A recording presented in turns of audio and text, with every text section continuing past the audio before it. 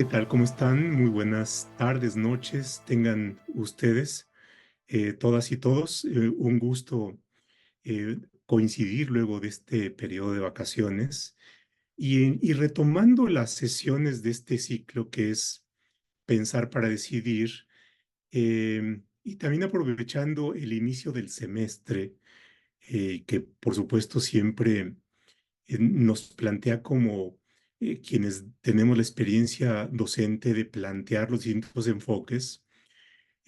Consideramos que uno de los temas relevantes para encontrar las relaciones entre el derecho administrativo y los nuevos conocimientos y los nuevos saberes, pero también como parte de la complejidad que tenemos cada vez más, es la relación que esta disciplina tiene con el género y con las perspectivas de género. Y bueno, ¿cuál es la concerniencia que tenemos en este vínculo? Vean, si pensamos que las administraciones públicas son organizaciones y que en las organizaciones hay seres humanos que desempeñan cargos, una primera pregunta es qué impacto o cómo es que se va incorporando la perspectiva de género si uno de los principios que van consolidándose a nivel constitucional y por supuesto en la aplicación de estos principios es la paridad. Bueno, pues esto nos lleva a preguntarnos cómo la paridad se puede expresar en los cargos y en la estructura administrativa. Y eso en sí mismo ya es una primera cuestión. Por otra parte, si vemos la regulación de las organizaciones o la regulación de las actividades, también nos plantea la perspectiva de género en los distintos ordenamientos, ¿no? ¿Cómo es que se regula una actividad y qué principios tiene que aplicar el legislador si es que adopta la perspectiva de género? Las administraciones también son creadoras de normas, normas oficiales mexicanas, reglamentos, directivas, etcétera, etcétera. Y bueno, por supuesto también cómo es que se va dando la regulación de las actividades. Para plantearles simplemente dos ejemplos. Eh, el matrimonio de personas del mismo género. En principio pareciera ser que esto corresponde al derecho civil o al derecho familiar, pero si vemos simplemente como un antecedente, y es parte de la historia, la instrucción que dio Marcelo Ebrard siendo secretario de Relaciones Exteriores a los consulados, al personal de los consulados, que formalizaban, celebraban matrimonios, en donde estableció la posibilidad de matrimonios de personas del mismo sexo, pues entonces ahí tenemos ya una intervención administrativa en las relaciones de las personas. O si vemos una cuestión que presenta hace unos días en las Olimpiadas, bueno, hace algunos meses hicimos un seminario en la Universidad Autónoma del Estado de México sobre el derecho administrativo global. Y uno de los ámbitos son las reglas, el derecho deportivo, las reglas, sea estatales o no estatales, que regulan los deportes. Y bueno, pues uno de los temas como más sonados tenía que ver con personas que dada una serie de características físicas, una serie de características biológicas, se cuestionaba si deberían o no darse ciertas situaciones en el deporte. Simplemente para mencionar algunas de estas. Y bueno, pues entonces esto es como un terreno y para no solamente informar, sino para que podamos aprender y también ir más allá en el conocimiento de estas relaciones. Están con nosotros y les agradezco en verdad enormemente su tiempo y su disposición. Frania Colmenero, bienvenida, Frania. Es un gusto tenerte por acá. Algunos datos muy breves. Frania es licenciada en Derecho por la Universidad de Anáhuac, maestra en Derecho con una especialidad en Derecho Público por el University College de London. Y bueno, tiene ya una experiencia importante en distintas instituciones públicas como la Secretaría de Energía, el ISSSTE, el Seguro Social, en áreas jurídicas de cooperación internacional y actualmente trabaja en el grupo de información en Reproducción Elegida, que es Gire, como gerente de desarrollo estratégico. Bienvenida, Fran. Un gusto que estés con nosotros. Muchas Y también gracias. está con nosotros la maestra Alma de la Cruz. Alma, bienvenida. Muchas gracias por estar con nosotros. Alma es abogada egresada del ITAM. eh, Ha estado desarrollándose y dedicada al derecho administrativo. Ya tiene una maestría en políticas públicas. Igualmente en la University College London. Y bueno, pues también tiene una maestría en políticas públicas y género por Flaxo y actualmente es profesora de Derecho Administrativo del ITAM. Bienvenida, bienvenida, Alma. Y bueno, pues con estas palabras así muy profanas e introductorias al tema, em, tengo que cederle el espacio a quien realmente sabe de esto. Así es que, Alma, si usted no tiene inconveniente para plantear como los puntos y los referentes de esta sesión. Muchas gracias, Fran, y muchas gracias, Alma. Muchas gracias, doctor Roldán. Pues sí, creo que este es un tema bastante interesante. Es muy relevante hablar sobre el derecho administrativo y cuestiones de género. Justamente, como bien nos daba la introducción el doctor Roldán, el derecho administrativo es un abanico muy amplio, permea en todos los ámbitos de la sociedad. Entonces, primero quisiera hablar justamente cómo el orden social, la relación del orden social con el derecho en general.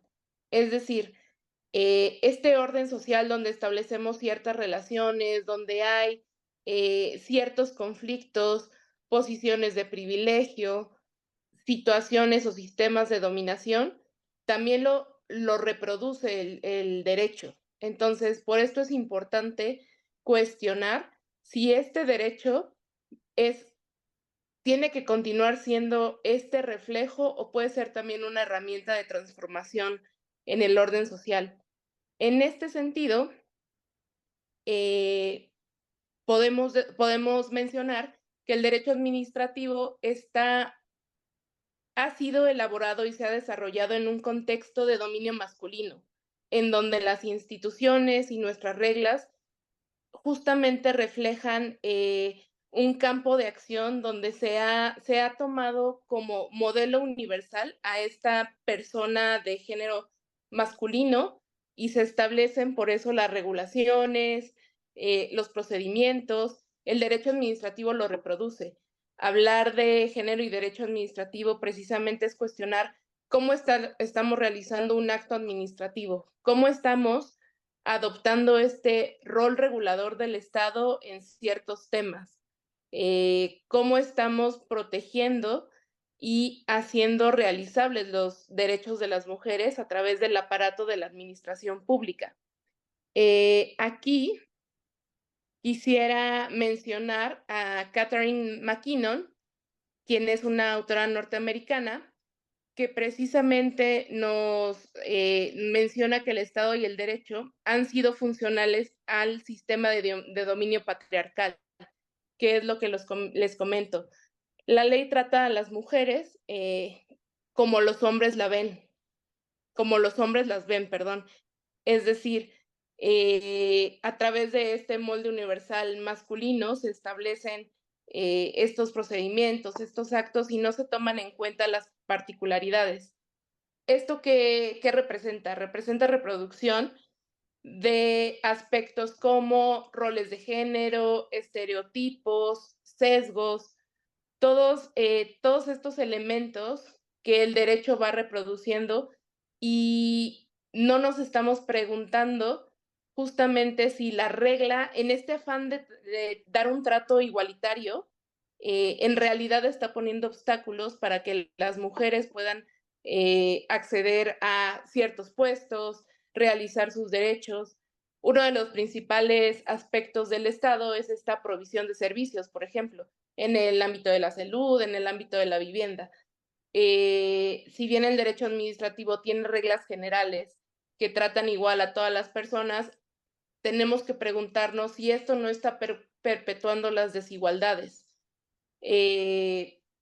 esto justamente nos tiene que llevar a las transformaciones. Tenemos que hacer estas preguntas y no irnos, sí, si bien estamos cumpliendo con este mandato universal de igualdad, tenemos que preguntarnos igualdad bajo qué molde, igualdad para quiénes.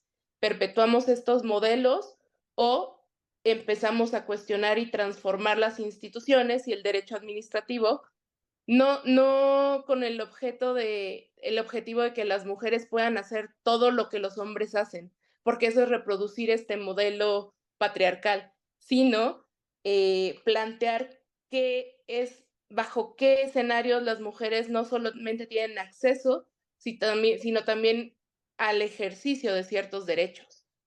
Sí, ahora, en este planteamiento, por supuesto, yo creo que ha sido una contextualización muy, digamos, que nos establece el mapa. Tiene por otra parte, y ahí viene el gran valor de lo que están haciendo en Gire y de la perspectiva de Frania, es Gire ha hecho un trabajo muy, muy, muy importante, la misma, mm, digamos, lo que hay detrás de de las siglas de Gire ya nos indica un campo, pero no se ha limitado solamente a esto de la reproducción, sino tiene un espectro mucho más amplio, ¿no? Desde el lado de la acción, desde el lado de la práctica, desde el lado que ustedes asumen, ¿cómo es que ves esta relación entre género y derecho administrativo? Muchas gracias, profesor. Pues creo que hay que entender que el derecho administrativo de alguna manera lo que hace es crear el rostro o la cara más visible que tiene la gente del derecho. ¿Por qué? Porque organiza las estructuras del Estado, porque también determina estas dinámicas, como ya decía Alma, de cómo se dan las relaciones al interior del Estado, pero también del Estado con los particulares.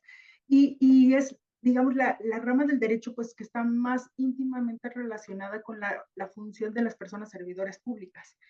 Entonces, hace mucho sentido que sea el campo de acción y el ejemplo para poder encontrar vías hacia la transversalización de la perspectiva de género y también de derechos humanos. Y no nada más entendiendo género o esa transversalización como la diferencia entre hombres y mujeres, sino el reconocimiento de las diversidades sociales que existen, de las disidencias sexuales, y reconocer cómo estos aspectos perpetúan estas dinámicas de poder, estas asimetrías de poder y también todas estas otras prácticas que afectan, como decía también Alma, a grupos dependiendo de sus características o de todos estos niveles de otros aspectos de discriminación que podrían existir. Entonces, hace muchísimo sentido que el derecho administrativo tenga una relación no solamente íntima con la población, sino también con otras ramas del derecho que nos permiten cuidar y proteger los derechos de las personas y sobre todo darles cabida en la estructura estatal. Es decir, que se institucionalice, que se reconozca como algo interno de la práctica institucional que permita a las personas, al público en general, acercarse a las instituciones, pero también algo que se replique al interior de las instituciones. Entonces, desde estas dos vías de dimensión que tiene el derecho administrativo, es un campo ideal para justamente introducir este tipo de cambios que necesitan ser transformadores y reconstruir y deconstruir las relaciones que existen de poder y también estos estereotipos y estas dinámicas sociales de las que ya les veníamos hablando. Y eso nos permite ver cómo por supuesto, la perspectiva, pero luego también las dificultades y las que pueden ser extraordinariamente complejas en lo siguiente. A ver, pensemos en qué es lo que pasa al interior de las estructuras públicas. Em, es relevante cómo se va dando la conformación, llamémoslo así, del personal de quienes como seres humanos estamos en los distintos ámbitos, en la academia y cómo integramos el cuerpo de profesores. Por ejemplo, en el CIDE es un tema serio el cómo se integran las facultades, ¿no? El cuerpo de profesores. Y por supuesto se va buscando que tengamos una composición más o menos equilibrada de hombres y mujeres. Ahí hay un tema. Pero no solamente es eso, cada vez somos más cuidadosos, por ejemplo, en cómo diseñamos las currículas de las materias. ¿Cuáles son los temas que incorporamos? El semestre pasado, en mi materia en Derecho Administrativo en el CIDE, incorporamos el tema de Derecho Administrativo y Género. Y una de las cuestiones que estoy buscando eran los papers, las lecturas para dar este tema, que no hay muchas, ¿no? La otra cuestión tiene, y esto nos lleva al tema de las bibliografías, ¿no? ¿Cómo integramos las bibliografías? Eso ya es un tema que es importante.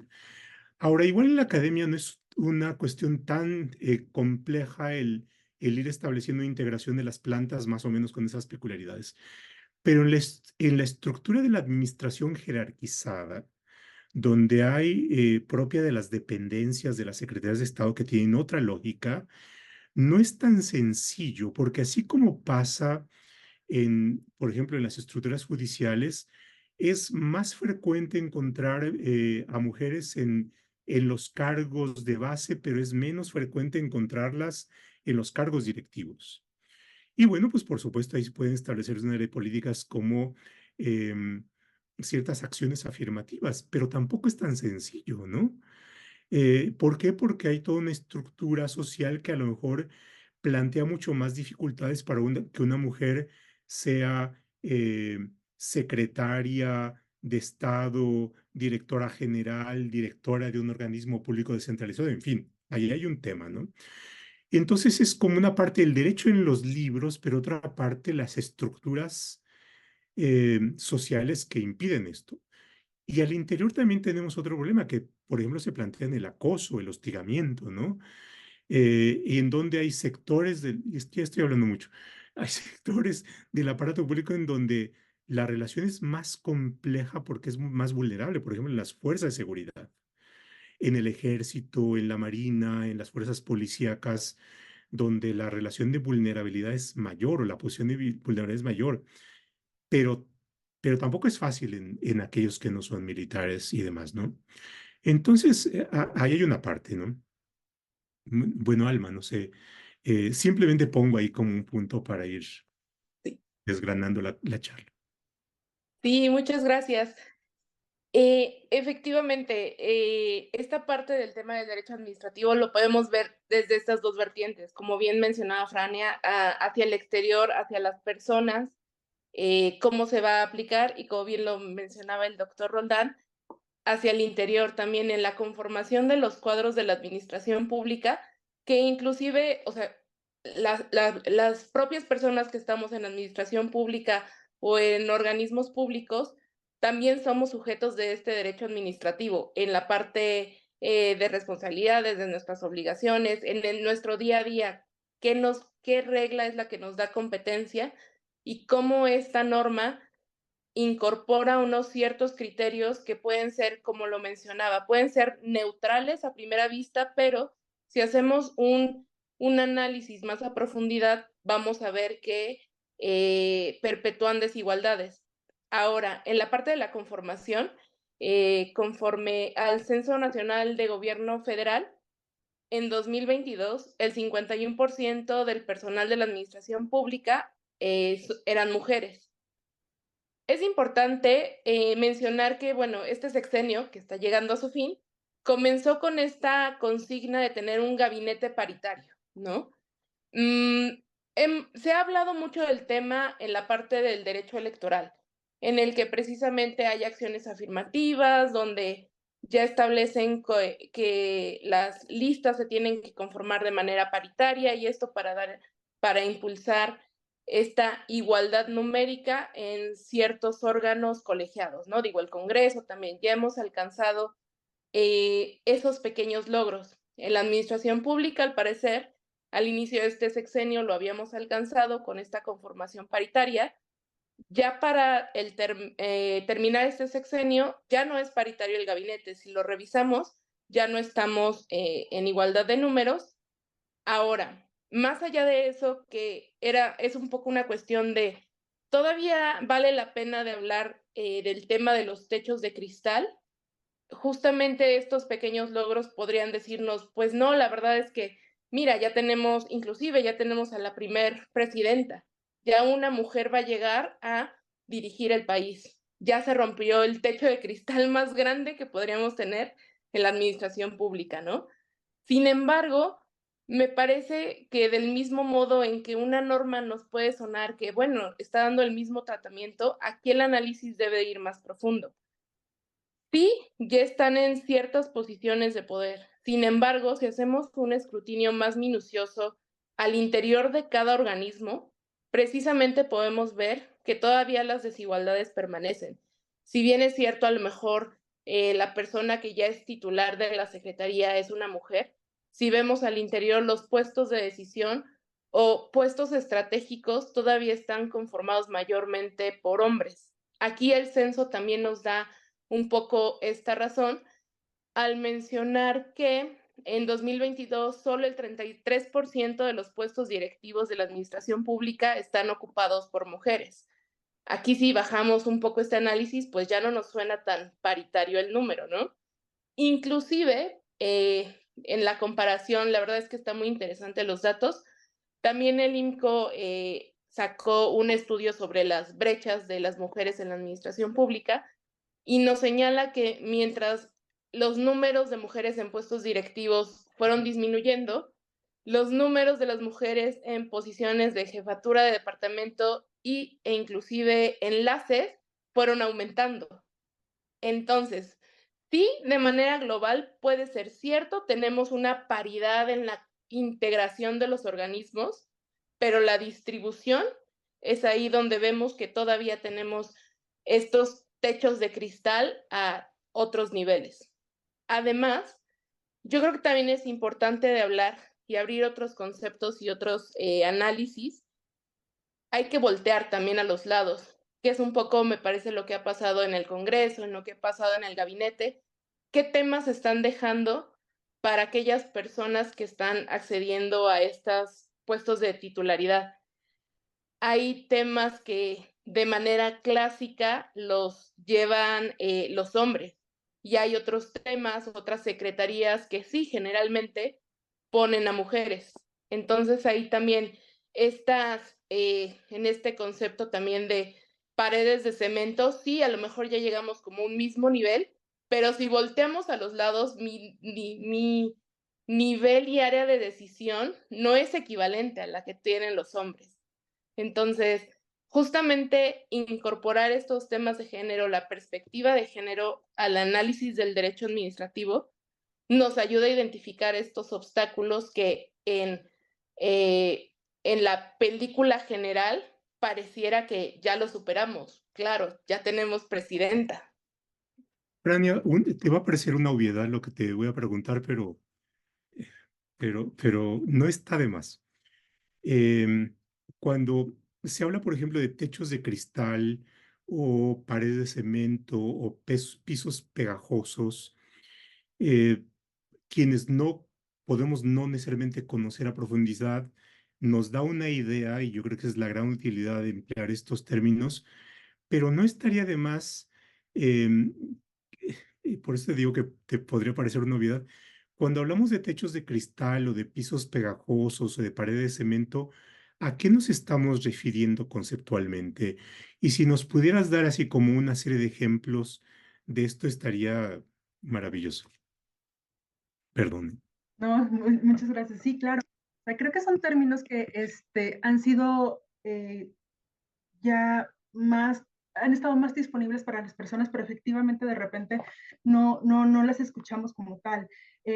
Y, o sea, el término techo de cristal nos habla de estas barreras invisibles que se encuentran las mujeres y otro tipo de identidades sexuales, de poder ascender en la cadena de mando, ya sean instituciones, ya sean organizaciones, ya sean espacios de poder. O sea, cómo se limita el liderazgo de las mujeres, de las disidencias sexuales en estos puestos de toma de decisión y de liderazgo. Los pisos pegajosos, justamente como decía Alma, pues son estos espacios donde no permiten crecer, es donde nos quedamos, es la base donde se mantiene muchas veces, ¿cómo se llama? el ejercicio de las mujeres. Y como lo decían y lo ponían de ejemplo, ¿no? Hay tareas que están feminizadas, por así decirlo, o sectores que se encuentran feminizados. Dígase el sector de educación, dígase salud, podríamos hablar también de cuidados, o más bien es el principal en donde están las mujeres sobre representadas. Pero esto no significa que la toma de decisiones se encuentre en ellas, más bien que nos encontramos como grupos de mujeres realizando este tipo de dinámicas. Y creo que algo de lo que mencionaba Alma me salta mucho en este sentido de voltear hacia los lados. O sea, no solamente los avances han sido significativos, que creo que son buenos, ya nos ponían los ejemplos de paridad y demás, pero justo es importante voltear a ver y medir si las medidas que estamos tomando nos están permitiendo romper estos techos, movernos hacia otros ámbitos donde realmente las personas pueden acceder a esta igualdad sustantiva. Es decir, que en efecto puedan acceder a sus derechos. Y muchas de estas medidas, o la forma de combatir estas medidas, no han transformado las dinámicas o el core de las dinámicas que generan las diferencias y las complejidades que traen consigo pues, los estereotipos y roles de género. Espero que haya sido útil. No, a ver, hace años se planteó una pregunta que tiene su retórica, pero nos puede servir de ejemplo estos sesgos. Se decía, ¿México está listo para que tengamos una presidenta de la República?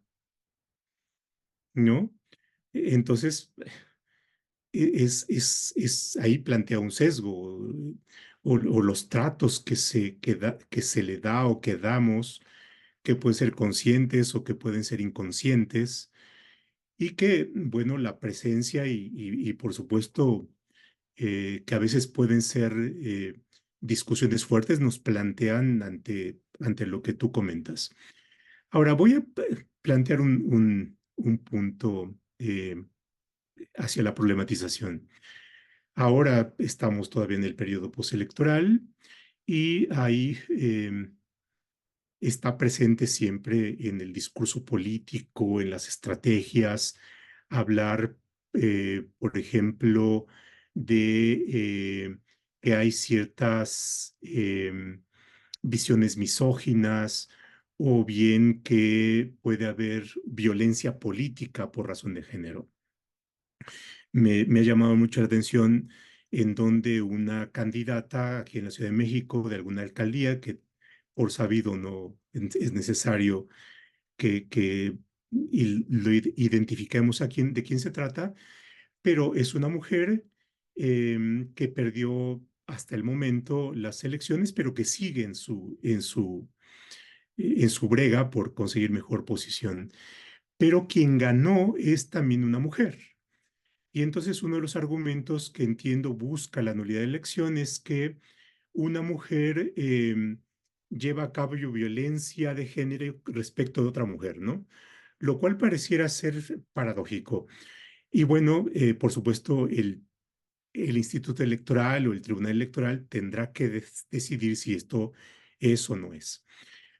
Pero no quiero con esto plantearles a ustedes el tema de cómo decir el Tribunal Electoral, pero en esta cuestión, ¿es posible que una mujer lleve a cabo actos de violencia de género contra una mujer?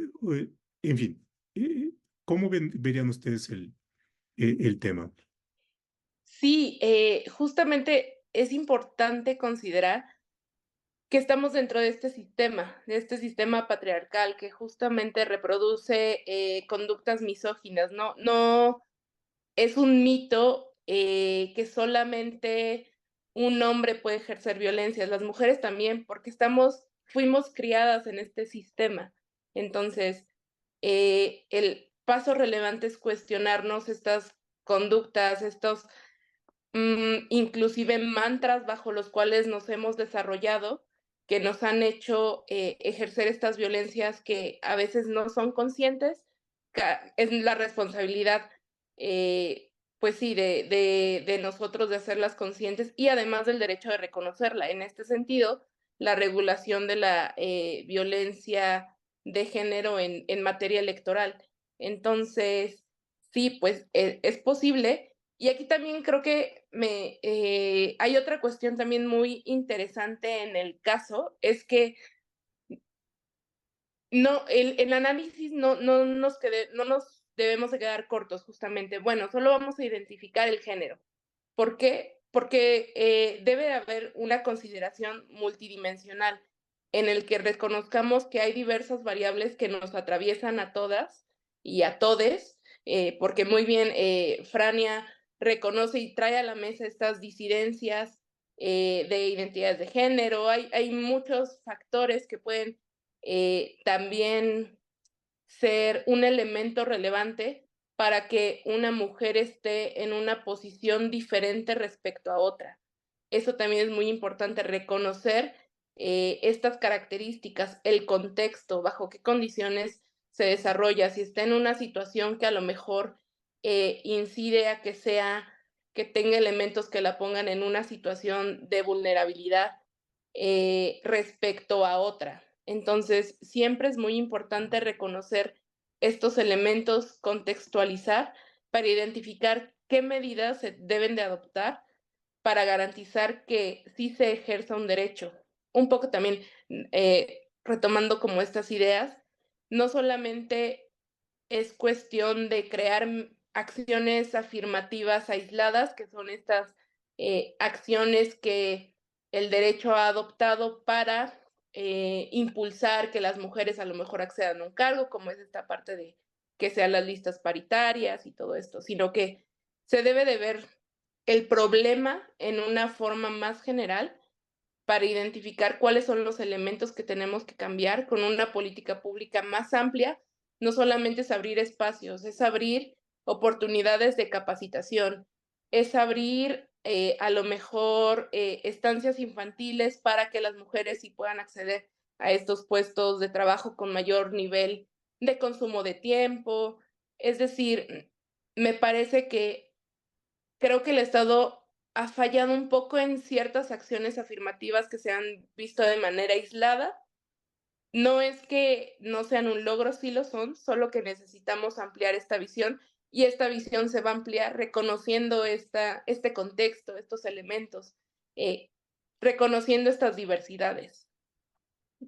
Tania, recogiendo algo que menciona Alma sobre la relación con políticas públicas, a ver, a través del derecho administrativo se pueden establecer prohibiciones, permisiones, obligaciones, se pueden crear derechos, y que va desde cosas a veces tan cotidianas como las administraciones tienen espacios públicos. Los espacios públicos pueden ser susceptibles de ser aprovechados. Por ejemplo, se hace una feria, ¿no? Y el municipio puede otorgar permisos para que se coloquen puestos de comercio por cierto tiempo, y entonces viene la cuestión a quién se le otorgan, ¿no? Y ahí puede haber una política pública dirigida o que puede incorporar perspectiva de género. O puede llevar a cabo programas sociales de ayudas y pueden ser dirigidos a mujeres. Y eso nos plantea qué tipo de acción pública que puede establecer una acción afirmativa o que puede estar enfocada hacia ciertas finalidades, va estableciendo los diseños y que pueden ser desde diseños clientelares hasta diseños que tengan como finalidad fortalecer capacidades. Hace un buen número de años leía yo un libro de Martha Nussbaum. La verdad es que Martha Nussbaum me atrae mucho, y planteaba en este libro de crear capacidades y planteaba lo que pasa en India, ¿no? Entonces, cómo el gobierno indio plantea una serie de políticas dirigidas a crear capacidades de mujeres y por supuesto eso hacía cambios en la vida, ¿no? Y eso nos lleva a cómo la relación entre el derecho y las políticas públicas, y cómo van teniendo sus diseños, ¿no?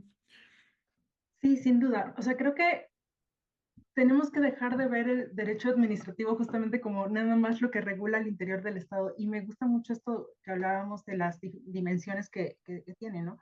Porque también las dimensiones reflejan el impacto. El impacto que tienen en las políticas públicas nos permite también, o sea, ver desde dónde se están analizando estas problemáticas y con qué elementos se están analizando las problemáticas a las que responden las políticas públicas. Ya lo decía Alma, o sea, pueden responder a ciertos aspectos para avanzar hacia la igualdad y quizá brindar, no sé, por ejemplo, los programas de vivienda para mujeres jefas de familia, pero no necesariamente esos programas van a abarcar a toda la gama de mujeres que necesitan acceder a una vivienda, ¿no? O sea, conocemos como, más bien, tienen un perfil muy específico de las personas a las que se está dirigiendo. Y creo que es muy importante que veamos justo cómo el derecho administrativo también lo que nos ayuda es analizar a las instituciones. O sea, cómo las instituciones se crean, operan, tienen una estructura, un sistema, tienen un cúmulo de cultura organizacional, de valores, que también al interior afectan en las acciones que emiten o de los actos administrativos que emiten. Y también que les permiten crear desde esa cosmovisión las políticas públicas.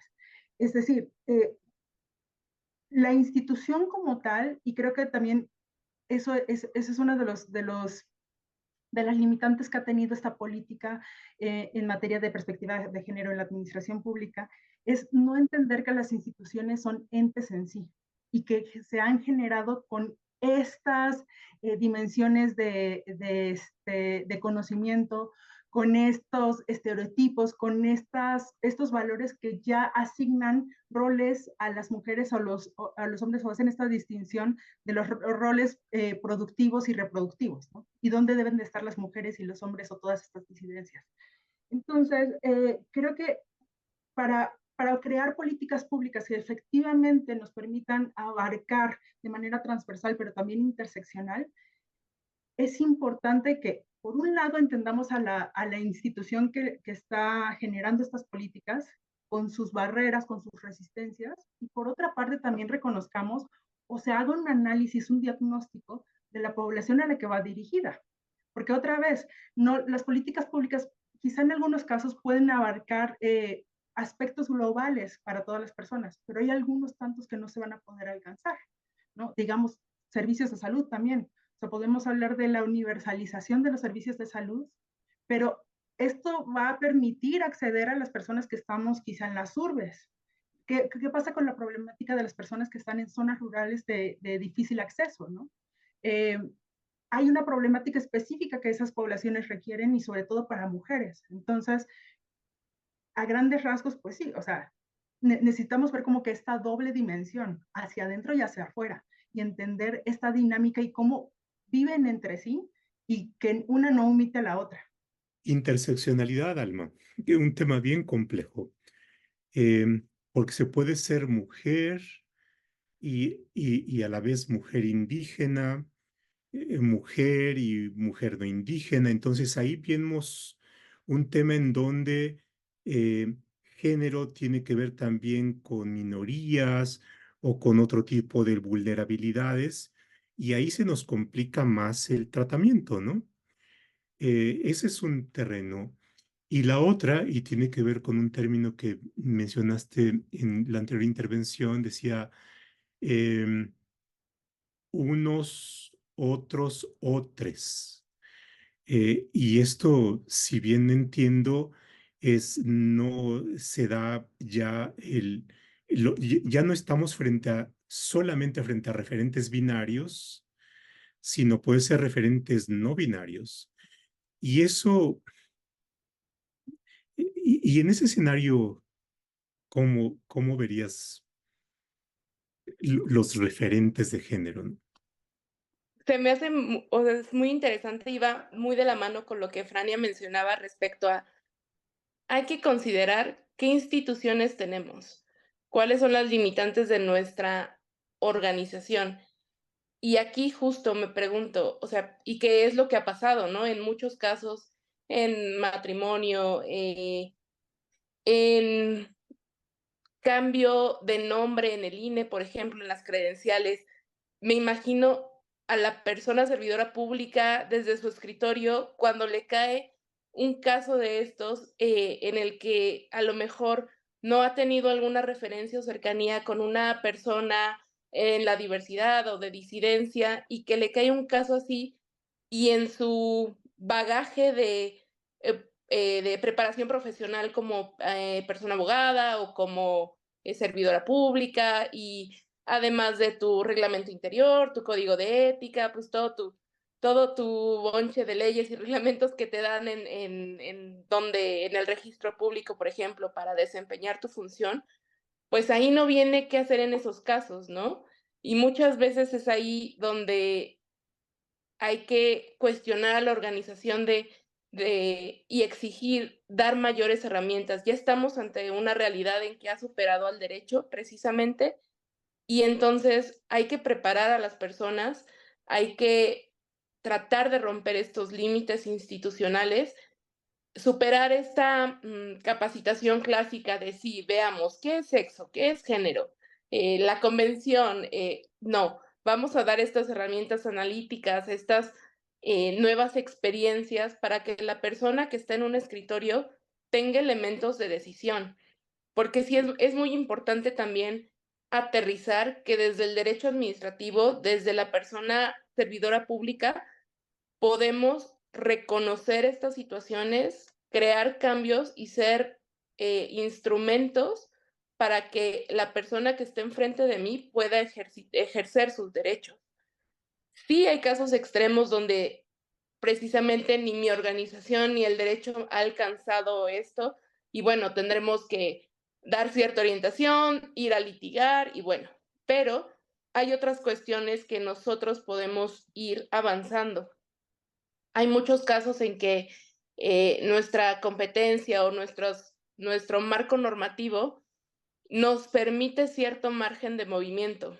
En un tema estamos revisando justo en el Poder Judicial de mecanismos alternativos de solución de controversias, hay un artículo muy interesante, el artículo 31 de la Ley General, que establece que se deben de realizar ajustes razonables y de procedimiento para hacer más accesibles estos mecanismos.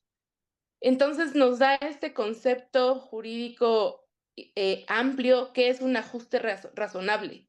Y es ahí cuando el servidor público tiene que ver el caso concreto, ver a la persona, el contexto, la situación y así determinar cuáles son los ajustes que yo tengo que realizar para que esta persona tenga acceso a la justicia. Pero no lo voy a lograr si no rompo con estas barreras institucionales. Primero, como dice Frania, las reconozco. Reconociéndolas, puedo trazar una política pública para superarlas. Totalmente de acuerdo con lo que dice Alma. Y creo que también hay que admitir algo. O sea, me parece que en términos de perspectiva de género, el mandato ya está dado. México ha reconocido instrumentos internacionales en la materia, ha emitido leyes en la materia, el artículo primero de la Constitución nos habla de eso. Entonces, el mandato como tal hacia la administración pública y la administración pública federal está dado. O sea, hay un espacio de acción que debe de aprovecharse y que nos debe permitir conocer las necesidades específicas que tienen las personas. Entonces, si nos vamos regreso un poco al término de institucionalización, ¿qué se necesita? Voluntad política está dada. Que sí se necesita en otras dimensiones esa voluntad política, porque no nada más es el mandato, sino un mandato directo, el presupuesto y otros aspectos que impactan mucho en este tipo de decisiones y la creación de política pública, pues obviamente sí se puede hablar, pero digamos, ya tenemos el mandato dado. Hay que hacer un diagnóstico integral de las relaciones de género al interior de las instituciones. Podemos tener un diagnóstico paraguas, o sea, conocer la sociedad mexicana, pero también es muy importante saber quiénes son las personas que están y acceden al IMSS, quiénes son las personas que acceden a Infonavit, quiénes son las personas que interactúan con la Secretaría de Energía, con Gobernación, o sea, con todas estas instituciones del gobierno que están ejerciendo este tipo de facultades. Y también hay que empezar a hablar de datos desagregados, o sea, nos interesa conocer el número, son datos que nos van a permitir saber el impacto que van a tener estas políticas públicas y si efectivamente vamos a poder hablar de que estamos llegando a la gente o estamos cambiando, transformando la realidad de las personas en México. Y digo, a mí me encanta también el tema del monitoreo y evaluación. O sea, las medidas nos están funcionando como las planeamos o tenemos que regresar y, como decía Alma, analizar si realmente esta política que estaba dirigida a combatir la desigualdad entre mujeres y hombres o entre personas con ciertas características, realmente está respondiendo a eso. Y si no, ¿cómo nos echamos para atrás y reconocemos todas estas resistencias, estas barreras, pero también llegamos a la gente? Y sin duda la capacitación es fundamental, pero creo que la capacitación no puede ser el check, ya lo hice, ya lo logré, ¿no? Tiene que ser una capacitación continua y una interiorización en las personas servidoras públicas de estos aspectos. Y digo, sin meterme mucho al tema, creo que también una de las problemáticas que tenemos es que es la forma en la que concebimos la transversalización de género en las instituciones públicas. O sea, el concepto no está mal. A lo que voy es, quizá la forma en la que lo estamos haciendo real es limitativa. O sea, nos decía Alma, los aspectos de paridad, podemos también hablar de los protocolos de acoso sexual y hostigamiento sexual, que o sea, han sido significativos sin duda, la incorporación de más mujeres a ciertos sectores de trabajo, representación de las mujeres en liderazgo, sí, pero no nada más eso es transversalización. O sea, sí, vamos a hablar de las mujeres en puestos de liderazgo o en más trabajo formal, pero también hablemos de los cuidados y la corresponsabilidad de los cuidados, porque si no seguimos teniendo esta doble, triple, cuarta, cuarta carga de trabajo, ¿no? Sí, sí, sí. Pablo López Ángel pregunta, ¿qué opinan de la afirmación de la jefa de gobierno electa, Clara Burgada, que señala que su administración será feminista y además todas las secretarías trabajarán con perspectiva de género? ¿Cómo se implementa esto en la administración pública? Y bueno, luego Susana Varas dice, no cuentan los servidores públicos con una cultura en derechos humanos, mucho menos conocen de perspectiva de género. Pues muchas gracias a Susana por esta pregunta. Así es que yo simplemente se las leo para que, y Pablo López, para que ustedes ahí también eh, nos digan qué piensan a propósito de estas preguntas. Alma, Frania. Como punto inicial, me parece muy bien que comencemos este nuevo periodo diciendo vamos a implementar la perspectiva de género. Perfecto, como dice Fran, ya está, ahí está la voluntad. ¿Qué herramientas les vas a dar a las personas en tu administración para que lo realicen? Justo, sí, sigamos estos programas de capacitación, pero a lo mejor hay que revisarlos. ¿Hace cuánto no hemos analizado esta metodología? Como dice Fran, vamos a evaluar los resultados. ¿Qué es lo que vamos a cambiar? Necesitamos más sesiones prácticas, más herramientas, más ejercicios. Entonces, me parece que conservo ese optimismo de decir, perfecto, está la voluntad, hay que hacerlo, pero sería prudente en los resultados. Efectivamente, después de un periodo hay que monitorear y decir, ¿se está cumpliendo esta promesa con que se inició o no?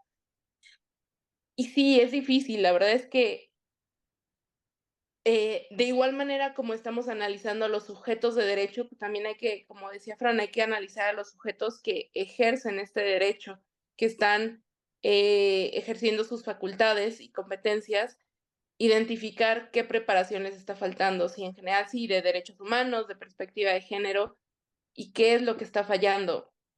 Hay varios diagnósticos, como bien lo menciona Frania, pero habría que ser tener el tino más fino para detectar cada institución, porque también eso, cada institución es diferente. Entonces, eh, ahí están los mandatos, ahí están las obligaciones del Estado, tenemos que seguir generando estas herramientas. Y nada más, ¿cómo se aplica la perspectiva de género? Son estas herramientas de análisis, como lo hemos venido platicando en estos ejemplos, es en el día a día de un servidor público ante un caso concreto, identificar diferencias, identificar el contexto de cada caso y saber si yo emito un acto en cierto sentido, ¿eso va a ayudar a la persona o va a obstaculizar que realice el derecho que quiere ejercer? Creo que ese es como estoy simplificando muchísimo la perspectiva de género, pero bueno, ese sería como mi receta express, para la aplicación. Grania. Gracias. A mí me encanta que hablemos de perspectiva de género y que alguien que está en la posición que tiene la jefa de gobierno o que tiene la propia presidenta electa, eh, y que digamos que vamos a hacerlo. O sea, creo que, otra vez vuelvo, la voluntad política está ahí, sabemos de qué estamos hablando, pero esto se tiene que reflejar en las acciones. Entonces, algo que a mí me encantaría ver de parte de ellas es cómo se refleja esto en su planeación estratégica. O sea, cuando hagan sus programas sectoriales, cuando hagan el Plan Nacional de Desarrollo, cuando hagan el programa de la Ciudad de México y los programas específicos para cada una de sus secretarías, cómo se expresa eso en los objetivos, en los indicadores, en las acciones, en las líneas específicas. O sea, quiero saber cómo vamos a buscar dar esos pasos, que sin duda un sexenio no es suficiente, pero que sí nos permiten avanzar, empezar a nombrar las cosas por las que son, empezar a medirlas, empezar a reconocerlas. Y digo, yo siempre vuelvo al tema de presupuesto porque es una de las quejas que hay al interior de las instituciones públicas, pero creo que también hay otras tantas acciones que se pueden hacer a raíz de lo que ya, con la que ya cuentan, ¿de acuerdo? Y creo que también es entender las necesidades de las personas o de los sectores a los que atienden y reconocer cómo esas necesidades eh, expresan estas manifestaciones de poder, expresan esta toma de decisión desigual, hablan de los aspectos de subordinación, y que de alguna manera ponen a las personas pues todavía en condiciones que no son, y que no son idóneas. Entonces, yo aplaudo mucho que digan este tipo, hagan estas expresiones y que lo digan en vías públicas, porque también nos ayuda a la sociedad empezar a hablar de estos temas. Y justo el que hayas hecho esa pregunta me encanta porque significa que está en la narrativa social. Pero entonces, las personas que están en servicio público necesitan reflejarla en aquellas tareas que señalan que se van a hacer. Y por ejemplo, en este sexenio yo creo que algo fue que se reconoció mucho fue el programa de salud sexual y reproductiva que justamente nos habla por primera vez del aborto como un servicio esencial de salud. O sea, el que se haya hecho eso, aunque los alcances no hayan sido tan grandes como quizás se esperaban, es un paso significativo. Entonces, en estos programas, en esta planeación, es importante ver también este pronunciamiento feminista y este pronunciamiento de perspectiva de género. Eso, por supuesto, está muy bien que digamos, en las altas esferas se tomen este tipo de decisiones y eso es muy relevante. El otro es cómo organizamos como sociedad la infraestructura de nuestras relaciones, eh, y que tienen que ver con cuestiones básicas y vitales, tales como la maternidad. Si la maternidad puede establecer la gran diferencia, usualmente tenemos ya muy incorporado que la mujer es la madre, y por supuesto esto puede cambiar, pero esa sigue siendo el gran referente y que por lo tanto a la madre le corresponde cuidar al hijo. Y a partir de ahí diseñamos cuestiones tales como las licencias, los derechos, los permisos para que la madre o el padre tengan cierta temporalidad al cuidado de los recién nacidos, ¿no?